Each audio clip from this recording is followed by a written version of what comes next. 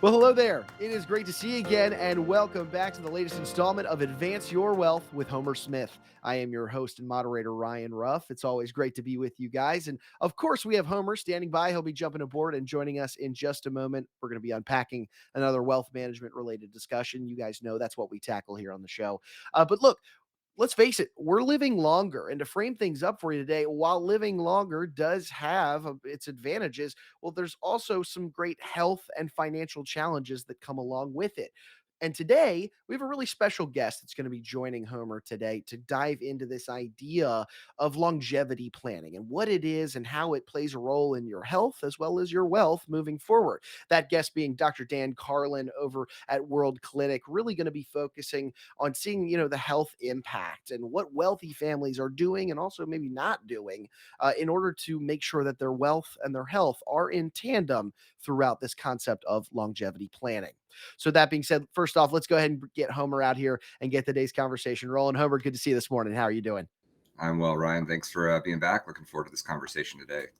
Yeah, absolutely. Homer, you and I were talking off camera that this is just a prominent conversation that's popping up more and more with clients these days. And we're really excited, obviously, to have Dr. Dan Carlin joining us today. So, Homer, with that, I'll go ahead and throw things over to you, and you and Dr. Dan, you can have a great conversation today. All right. Thanks, Ryan. All right, Dan, really excited for you to be joining me today. I know we've spoken a number of times over the last number of years with clients and also just a number of the events that we've been at together. So excited to have you and just appreciate you joining us today. Thanks, Homer. I'm glad to be here. All right, so we're going to cover a few topics today, particularly around why wealthy families are gravitating to concierge medical services, as well as how that's impacting longevity in their health picture. And I'll touch on some of the kind of the wealth management topics that related to that, but I'm just really excited to have you here as the expert on the health side. So, but before we really dive into all of that, I think it'd be helpful to get a good understanding of the world of concierge medicine in general. Like we run into a lot in our world, wealth management, family offices, no matter who you talk to, they're going to have a very different definition of what that means. And I think there's a lot of similarities in the concierge medicine space because there are so many different ways to approach it. So I'd love to get your background, your approach to concierge medicine, and also just your view of kind of the entire world of concierge medicine and the different ways that you see wealthy families and business owners approaching that. So would love to give you an opening just to kind of give a general view of that from your perspective and more of an intro on you and WorldClinic. Sure. I'm an old physician now. I'm 62 years old, finished medical school a long time ago. But I've been caring for affluent families now for about going on 20 years. My roots are interesting. I had a very circuitous path as a young physician. I was a naval officer, and then I was a refugee camp doctor, and but always interested in technology. And I'm boarded, by the way, in emergency medicine. So if you went back 25 years ago, I was one of the first guys to get into telemedicine. But back then, it was more of a fringe, tiny little corner of medicine. But the client base for telemedicine, circa 2000, were super yachts, private islands, remote stations, ranches, basically the residences and places where high net worth families were living, recreating, occasionally seeking solitude. And that's where I sort of made my bones. I was taking care of super yachts and taking care of these very remote places using back then, we'd even call it kind of primitive telemedicine, but it worked. And I set up a medical practice model to take care of an affluent family, multi-generation, and multiple homes anywhere in the world. And I've been leveraging the internet ever since then to deliver physician presence, infrastructure, key resources, logistics, provider networks, you name it. But the mission hasn't changed. I'm on call 24 hours a day. One of our patients has a problem anywhere in the world, and they get me or one of the physicians on our group in about 1 minute and 5 seconds. On phone, on video. It's been an extraordinary journey. So Dan, on that, to go even a little bit deeper, with the story you tell, or at least I've heard you tell, about kind of how it all began with one sailing boat. I think it was a sailing boat. I can't remember if it was a super yacht. Yeah. But kind kind of how you helped save a life and kind of really kicked you off into this. How did that fit into that? Yeah, so not many doctors will say, I'm here because of the Guinness Book of World Records, but I am. In 1998, I used the internet, which back then it was a bit more experimental than anything. I used the internet to instruct a Russian solo sailor in a sailboat race called the Around Alone. And it is exactly what it sounds like. You sail around the world completely alone. Anyway, I needed this gentleman to operate on his arm to save his arm. He had a horrific infection and needed to be opened, drained, control the bleeding, start antibiotics, everything. And we had lost voice communication with our patient. So this was all email on a ComSat C terminal, text email. And it was challenging, you can imagine.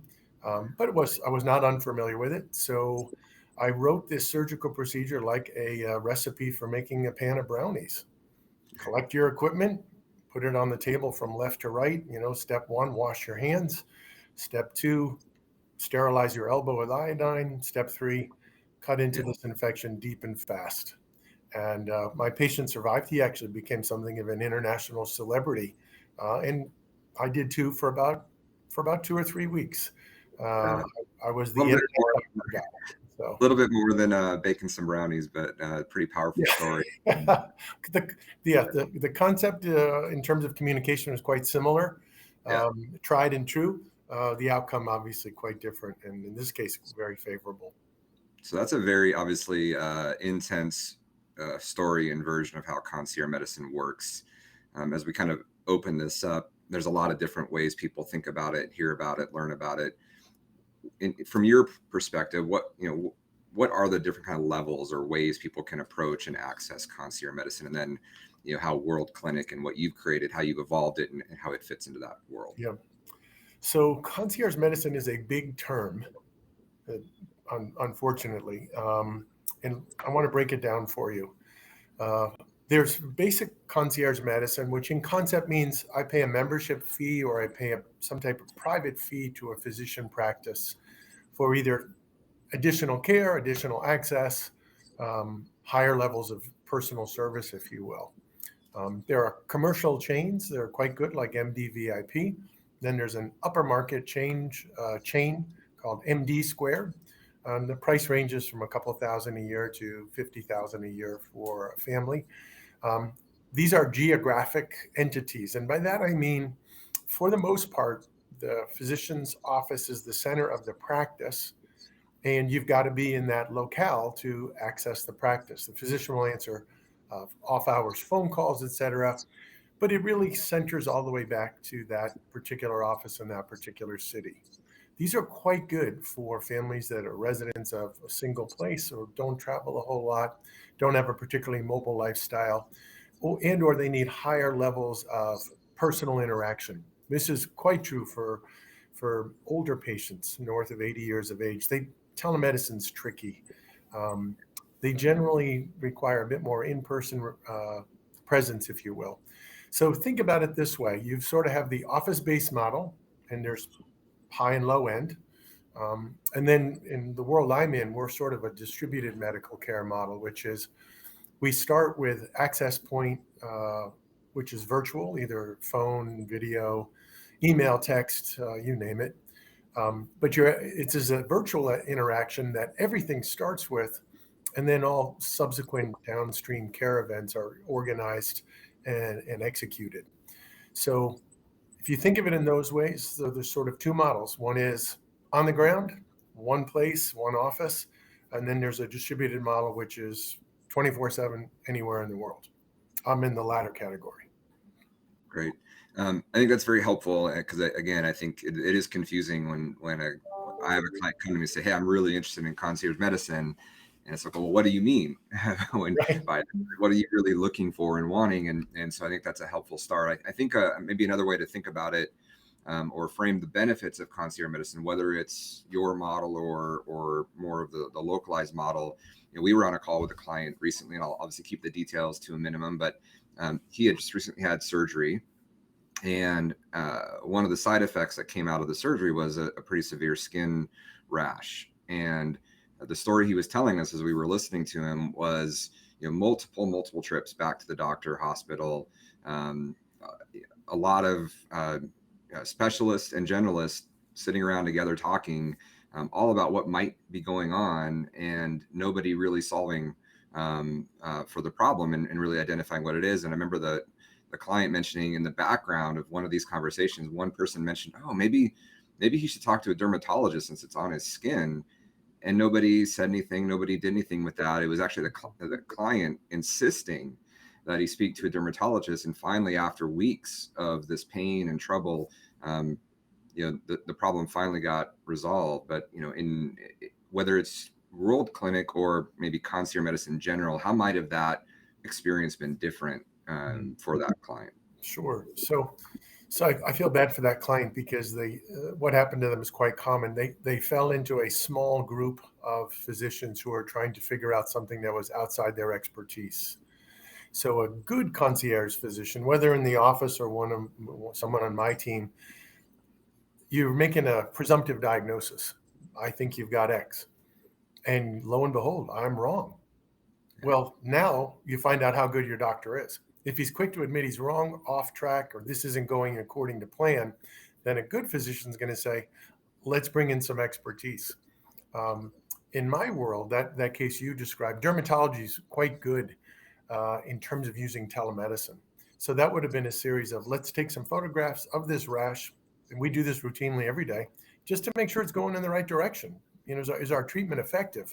So in a case like that, if we were wrong or we'd misdiagnosed or we weren't getting it right, the pictures would have told the story that we haven't achieved success here.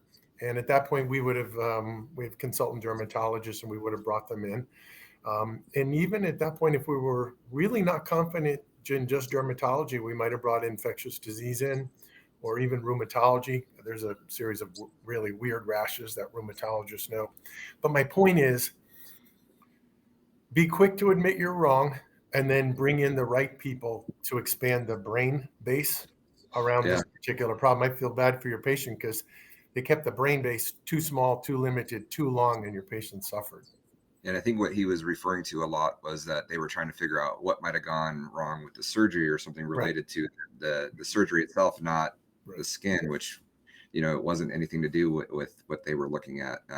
Took them too long. So that brings up a good point about speed to service, right? And I think with a lot of the clients that I work with, and obviously the ones that are interested in working with you, time is their most important resource. So, tell me how you've designed WorldClinic, and again, how I think it relates to the type of concierge medicine you focus on.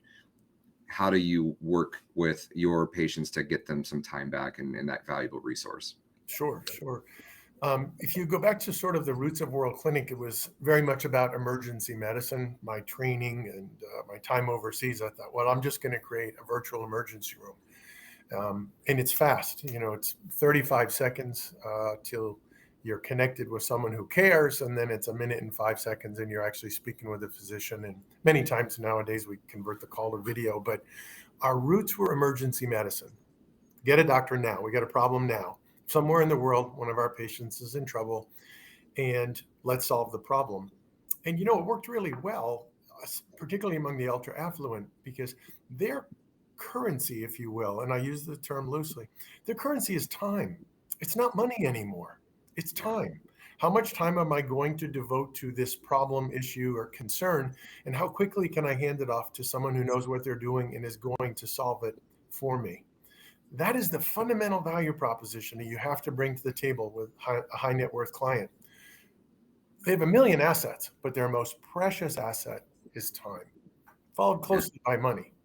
But that's where this idea of an immediate access to the person who's going to solve the problem, that's a compelling value proposition in high net worth. And I think going back to that client case we talked about, I think he mentioned 8-10 trips back to the doctor, wait times, phone calls, all of that maybe could have been solved in a couple hours of better diagnosis. So that's one example. I'm sure you have hundreds, but maybe a couple of other examples of where the value of a service like yours has either saved time, saved money, or saved lives by having the access to concierge medicine at the level that you provide it? Sure. Here's a case, and it's drawn right from the world of high net worth. So we had a spouse of a primary client. They're family members now, but at the time, this was a spouse of one of our regular executive patients. Anyway, she took a fall out in Aspen, Colorado, while she was skiing, and a pretty good fall. But bounced right back up, helmeted, did great, went to lunch. And over lunch, she noticed a wobble in her visual field. And by that, I mean, she noticed that there was a waviness to what should have been a nice, clear visual image as interpreted by her brain. Her brain was saying something's wrong, like where there's a wobble. So she reported this to her husband, and he thought, well, is this a big deal? Is this an emergency? People have visual stuff all the time. Anyway, so he called and said, can you talk to my spouse for a second? I said, sure. So he started interviewing the patient. This is a couple of years ago. And I said, tell me about the wobble. And within about a minute and a half or so, it was abundantly clear. She had an evolving detached retina from the fall. She had acceleration, deceleration injury.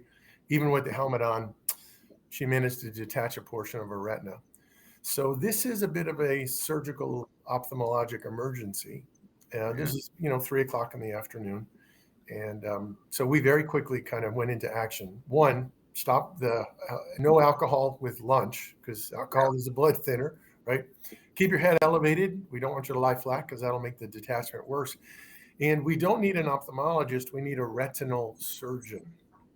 So we went into our database for Aspen. We identified an ophthalmologist. He recommended a retinal surgeon. We got a hold of the retinal surgeon. About 45 minutes later, we had an actual, a definitive action plan. And our patient was operated on, had a laser reattachment of a retina 2.5 hours later. No loss of vision. Obviously it's a serious case, emergency case, but very high value. Yeah. Our bread and butter cases are generally a bit more simple than that, where the focus is on time, or, rashes, bug bites, embedded sea urchin spines. Depends on what season you're in. We see a lot of Lyme rashes in May, June, and July. We see a lot of Lyme disease all over the Northeast, out to Nantucket, Martha's Vineyard, you name it. But this, same concept though. I got a problem. I prefer not to spend a lot of time on this, and I want a definitive transfer of responsibility from me, the client, to you, the doctor. And so speak to that a little bit more. I think that's one thing I've also heard from you over the years, that your practice and what you guys focus on is this idea of the network that you created and the ability, in a positive sense, to cut in line. Like when you have an emergency, because of the relationships and the way that you designed WorldClinic, when there's an issue, your focus is being able to get it solved now. So, I know we kind of already went through it in example format, but how did that kind of come about? And tell me, I guess, just explain more about how you think about that. Sure. Again, this sort of prejudice or inclination to action that comes with the emergency medicine attitude. And the beauty of emergency medicine, and here I'm going to kind of shine up the specialty, is a lot about all the things that can go wrong. In fact, you're tested on it constantly. And you're warned constantly, don't miss this heart attack, don't miss this aortic. It may masquerade as this, and on and on. So you have a huge breadth of information about all the terrible things that can happen. That's an awfully good place to start. Couple that with a sense of urgency, you've got your basics covered. Now, it's an interesting journey for me. We're very emergency medicine based, but the last couple of years, we've brought into our practice group family practitioners. Two reasons. One, our patients have gotten older. A patient rarely leaves our practice because they like what we do. They're happy and they're loyal. But we're all now 20 years older. And so we really starting to focus a lot more around chronic disease and chronic illness. I'll tell you honestly, we never feel comfortable saying I can help you cut the line or I can help you jump the line. It's like, that sure doesn't feel right.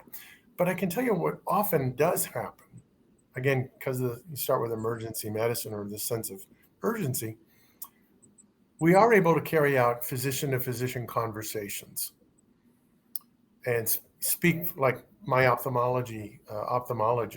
I called him as an emergency physician, said, I got a lady with a wobble. She's acting just like a detached retina. And this physician's like, oh, holy cow. Well, you're going to have to go over there. There's a retinal surgeon. He's a wonderful woman. You got to get going, right? So you're not jumping the line so much as prioritizing like what needs to happen to take care of this patient. Because believe it or not, most docs still want to do the right thing by the patient. They still hold that credo of the patient comes first. Not all docs, absolutely not all docs. We've met those jerks, but most docs want to do the right thing. So being able to, intake the case and translate it to physician talk, often allows you to expedite care, and our patients benefit, definitely. Cutting the line probably wasn't the right way to frame it, but I think just the ability for you to jump on a call and have that willingness and ability to find the right people to talk to the client or to the patient or client, it feels like they're getting to cut in line, but really it's just your network and ability and willingness to jump on the phone. Yeah, exactly. They're leveraging a much more efficient means of communication, which we offer, which is doctor to doctor. Yep. So I know when we first started hearing about you in WorldClinic 5 years ago, the demand was already high, for families that travel around the world quite a bit. And you guys had really specialized in creating a unique approach to working with them. And then the pandemic hit a couple of years ago, and you already kind of alluded to earlier, you were already making some level of a shift as your patients were getting older. But I think from our conversations, it shifted even more with the pandemic. So walk me through how concierge medicine, at least in your level, has evolved and how you guys are approaching that and how that's changed the industry a little bit. Sure. Well, I'll tell you that COVID really changed almost everything. I talked before about the two models of concierge medicine, sort of office-based versus a distributed telemedicine model. The office-based concierge practice was really heavily handicapped by COVID because of the need for isolation, masking, never having a crowded waiting room, really, really limiting people's proximity and exposure to each other. This put a real hurt on office-based concierge medicine. It also put a real hurt on the concept of going to an emergency room or an urgent care center. So for us, because we start with this virtual interchange as the first point of contact, this was a boon to the fortunes of WorldClinic. It was an interesting journey.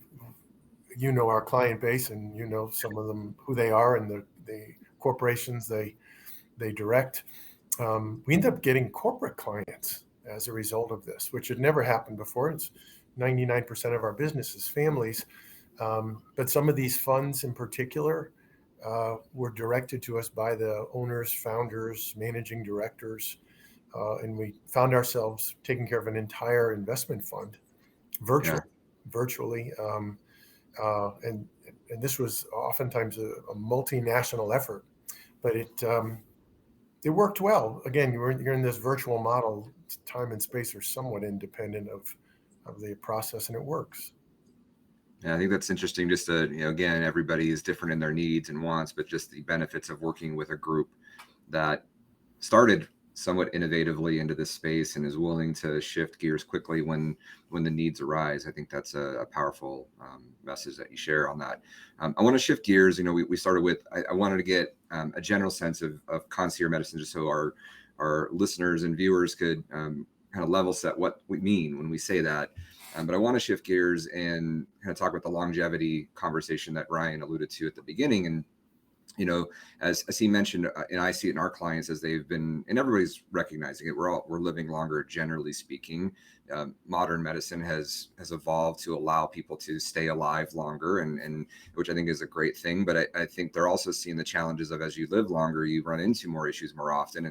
And it's really important to them that they actually are living a healthy, fulfilling, active life if they're going to be around a lot longer and not just have a living. And so, it has all sorts of implications, on the health and the wealth side. I think the wealth side is, easy to identify, as they age and they're living into their 90s.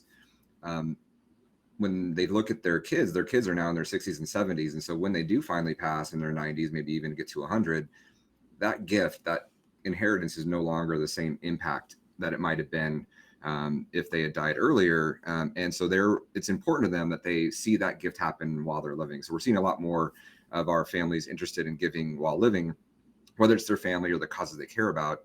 The flip side of that is, if you're going to live significantly longer, you got to plan for that. How are you going to make sure the money lasts and you're going to be able to take care of yourself, especially if health issues come up, which can be very expensive.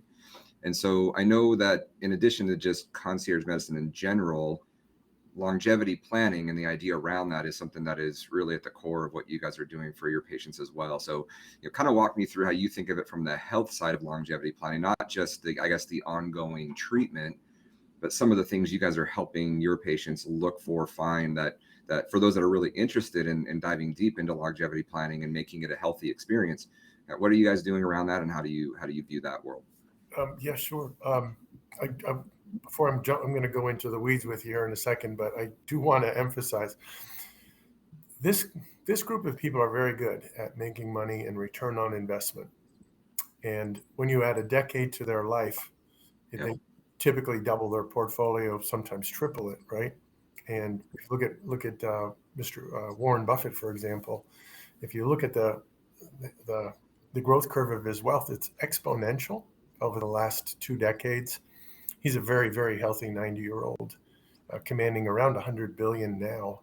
That's likely to be 200 billion if he finishes this next decade, which is highly likely because he takes his health very seriously. He's an exerciser, walker. But the point I'm trying to make is, think about your health, your longevity, and here I'll be blunt, your lifespan, right? Your expiration date. We want that to be as far out into the future as possible. Well, that doesn't happen by accident. And again, think of this as a portfolio play. What's your risk? Step back from yourself and look at what am I likely to die from or be injured from? Heart disease or cancer? That's going to be the route for most of us. A small subset of heart disease are people with stroke, but these are basically with vascular injury versus cancer. So look at your ancestors, your parents, aunts and uncles. What did they die of? Or what did they carry for years as a disease state? Look at your own genetics that carefully. And I mean carefully. Find out in detail. Because I need you to look at risk, to identify risk, because it's going to guide so much of what subsequently happens. So if you came to me and said, oh, I actually just had a patient like this, we have a preponderance of breast cancer on a paternal side, on the dad's side. I said, well, that's unusual. And so our patient, who's a mom, said, well, it was on my dad's side. I don't think I'm really at risk for it. And said, no, we should marker you and find out. And she's turned out to be positive for the BRCA gene, which is a good thing to know when you're 38 years old. And now we'll put you under very close surveillance.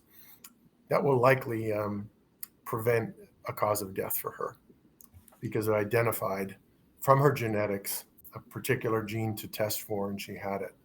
So look at risk very seriously. And then when you've got a handle on what that risk is, are there markers that we can identify? Cardiovascular disease, this is an incredibly well-developed body of knowledge and science. I have a lot of heart disease in my own family. I know exactly what my risk factors are. I've actually got a genetic risk factor.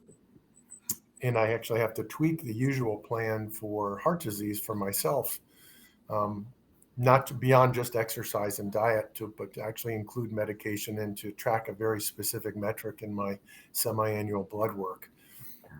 Point is, though, I looked at my risk in detail and then identified the markers that are going to predict, am I winning, am I losing, am I falling behind?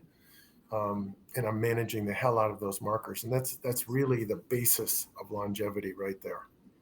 So really it's proactive, heavily proactive planning, obviously doing some research in advance, but not waiting for something to occur and just trying to have better treatment for it, but actually proactively planning for your health, how that diet impacts, how exercise, how all these factors come into play, and building a long-term plan about how to address all of that.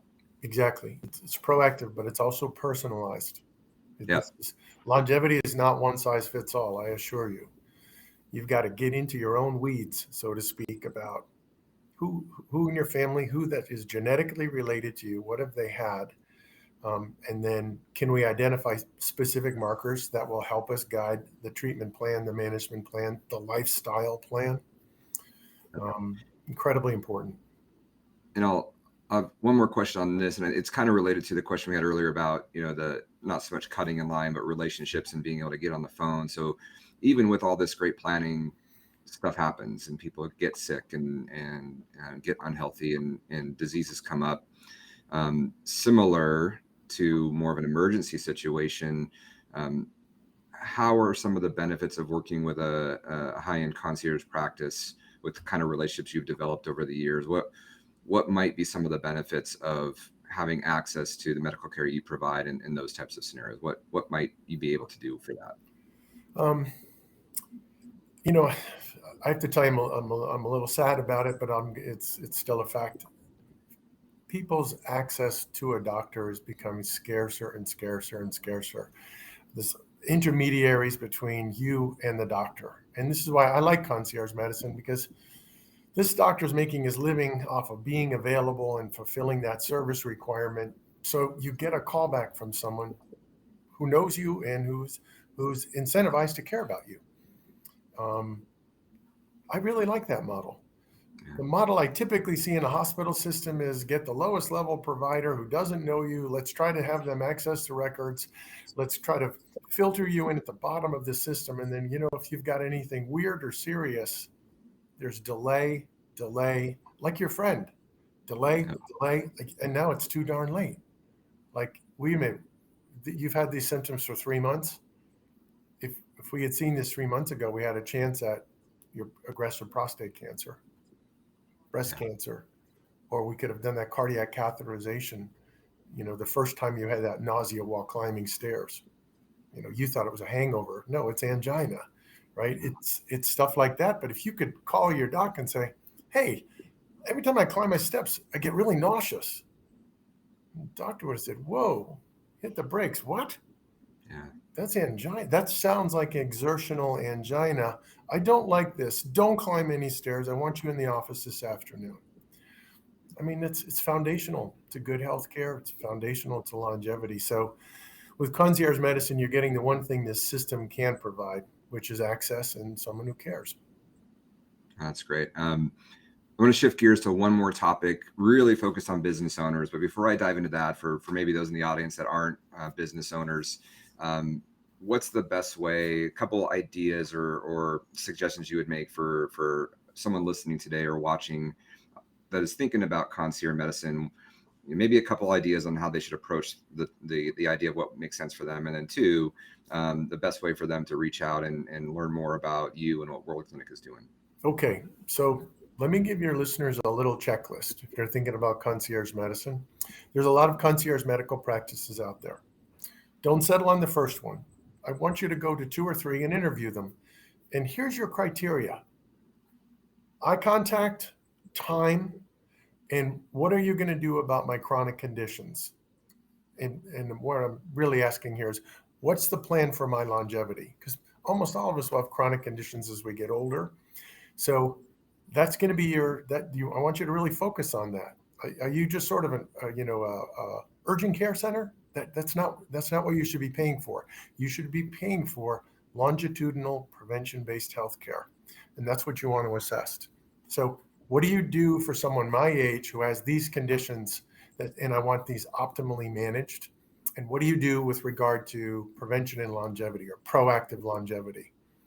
And again, like anything, there's a broad quality range in among practices.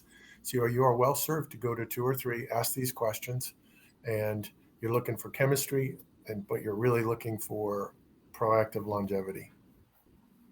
Great. And then if they're interested in maybe more of a virtual telemed option that WorldClinic provides, how could they reach out to you and learn more about the options you guys provide? Sure.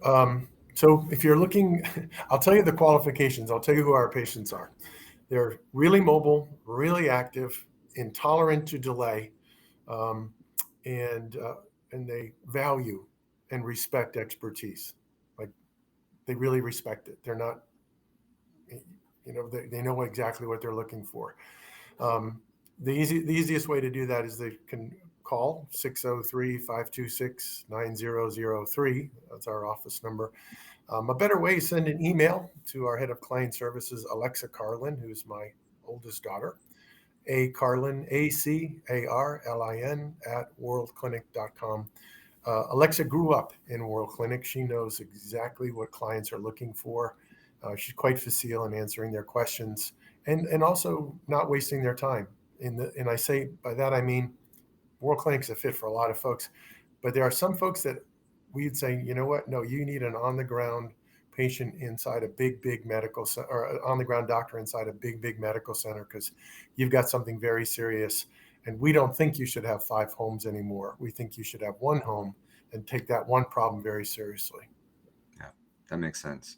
Well, good. I appreciate educating us on concierge medicine in general and really diving into the longevity.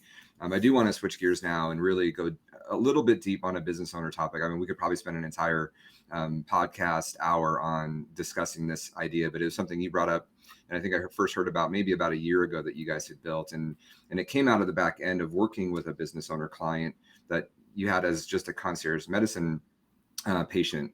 But he had a remote business, and they were having a lot of issues with on-site injuries and dealing with the care for those and getting them back working again. And you were able to develop a similar concierge medical practice for businesses that have these types of issues, and you titled it Job Site Care. So tell me a little bit how that evolved. And I think, obviously, I think the business owners listening are very interested in how it impacted the business. But I think just as important, how it's impacted the employees of that business, and how they have developed a much deeper level of trust with the business and business owners through this process. So tell me about Job Site Care and what that's all about and how that evolved. Sure.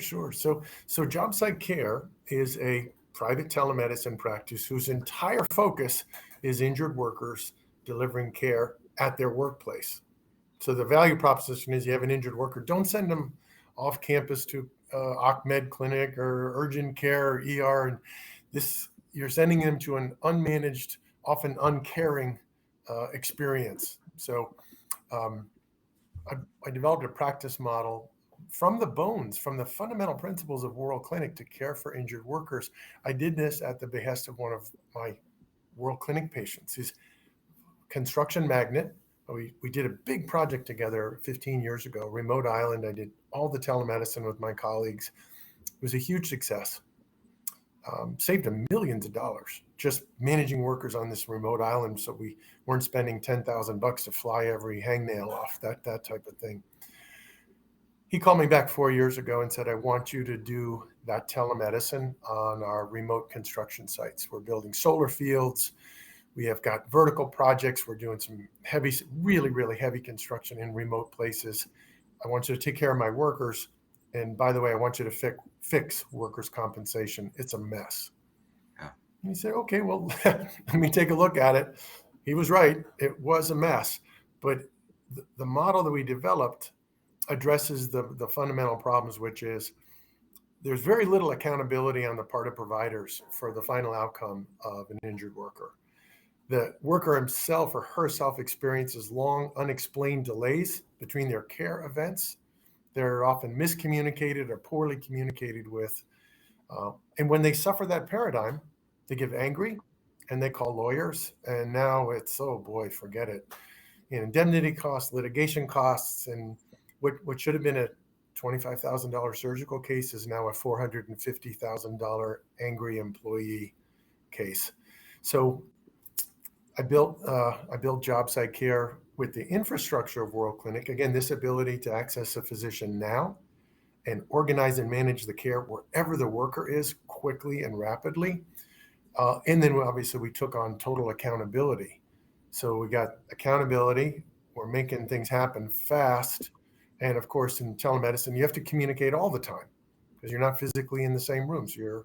So this has become a huge success story. In fact, my original client and I are laughing about it. He wanted to buy the company 2 years ago when we got our first 6 months of performance data. He said, why wouldn't we just buy you? And I was like, I don't know. Why wouldn't you? I would not make that decision now. I would not affirm that now. It's going really well. So what type of business, whether industry specific, number of employees, kind of key issues they're dealing with, what kind of company makes sense for considering a program like this? Sure. Probably the primary qualifier from the owner's perspective is, are you self-insured? Are you big enough to be self-insured for your comp and general liability? Usually that means more than several hundred employees, 400 or 500 up to 1,000 or so. So big company that's self-insured, that's where we start. Then you layer onto that, is this high risk work? Office work is generally not high risk work. Construction, you bet. Oil and gas, mining, trucking and distribution, nursing home and assisted living, timber, lumber, offshore fisheries. Holy crow, do these folks get hurt, right? Yeah. So that's where the need is, and the owners of those businesses, they do experience this rather sobering price they pay for not managing these cases well. So self-insured, high risk, they're almost all big companies. And then finally, I'd say if you're a distributed company, meaning you got operations in multiple states where you want to have a reasonably standardized approach to managing your injured workers, we're a nice fit for that. Again, we're a distributed model. And then lastly, and I'm kind of sorry to say this, if you're in a really dysfunctional workers' comp state, New York, Illinois, California, Oregon, Washington State, Alaska, we have a lot of value because we shortcut this whole process that results in everyone making money off an injured worker. So sorry to say that, but it happens to be very true. Yeah. The cost of workers' comp in New York is 4, 5, 6, 10 times greater than the cost of workers' comp in a place like Oklahoma, Nebraska. And just getting us on board to see an injured worker on a construction site in Manhattan right after it happened, I mean, we're radically changing the worker's experience, and we're also changing the economic experience of the general contractor, who's, in many cases, they are self-insured for this type of stuff.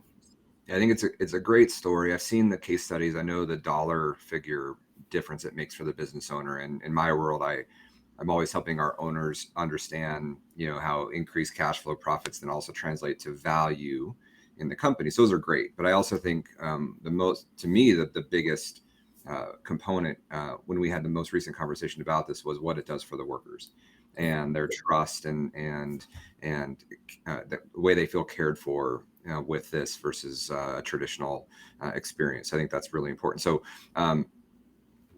kind of like with WorldClinic, this is, I think, a separate organization or separate website. So if someone is interested in this, I'll always, whether it's WorldClinic or this, if those of you listening want to reach out to me, I can get you in contact, but directly, what's the best way for people to learn more about job site care? For job site care, really simple. My colleague, Mike Russo, is a fantastic guy.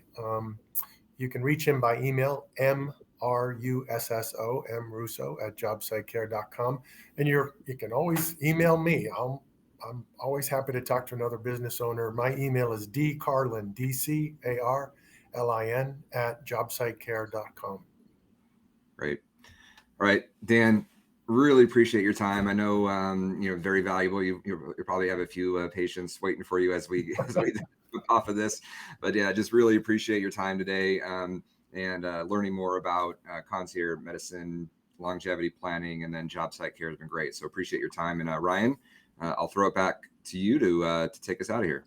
All righty, absolutely. And well, Homer, and before we roll, though, one thing that's worth mentioning, I mean, there is this massive wealth management component at hand here within concierge medicine and, of course, longevity planning at large. If anybody out there in the audience is interested in chatting with you and your team over at Convergent Wealth Partners about the wealth management component specifically, within these fields, what would be the best way they could get in touch with you guys? Yeah, I appreciate that. I think one way to think about our practice in particular and what we do is, we obviously are in the wealth management space. A lot of people think that's really all about the money, but we really think of it as a role where we're a coordinator of experts. And whatever issues you and your family are dealing with, we want to have a network of experts, the very best in the country and the world, who are the right people to deal with for this particular situation. So, on the wealth side, obviously dealing with all the numbers around the estate planning and the wealth implications, coming directly to us is always going to be the best place to start. But also, if you just have questions around concierge medicine and longevity on the health side and just not sure where to go and whether reaching out to WorldClinic is best or starting locally, always feel free to start with reaching out to us at Convergent Wealth. Email me or go to our website, and we're always happy to start that conversation and really figure out really what is the best next step for you. Fantastic. Well, like Dan, Homer, I know you've got clients to serve. We'll let you get back to doing that, but I appreciate you jumping on board and diving into this topic of concierge medicine and longevity planning. Really been a great conversation today, and I'll see you on the next one, Homer. Thanks, Ryan. It's been great.